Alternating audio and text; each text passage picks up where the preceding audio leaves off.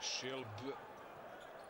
Nema prostora, sjajnu obranu igraju na njemu gosti. Pokušaj za tricu s istekom vremena, ipak je to bilo za 2. Zabija sa zvukom sirene. Za awansowania drużyny Moskwy, jeżeli chodzi o organizację gry. Ależ tutaj nokautujący cios. Ale jeszcze do końca walczą Amerykanie. Bojan Bogdanović zove blok Vidmara, ide na prodor. Bogdanović na tablu pogađa.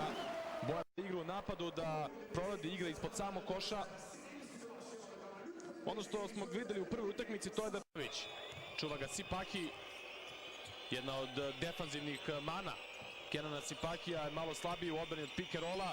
Vidjet ćemo da li će ga Bogdanović napadati više u tom segmentu, mada Fenerbahče dosta često preuzima u ovim situacijama na pick and rollu, a Lineške.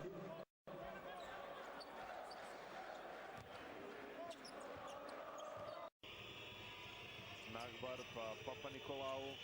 Papa Nikolau se provlači i završava ovu akciju. U napadu nije ni približno tako opasan.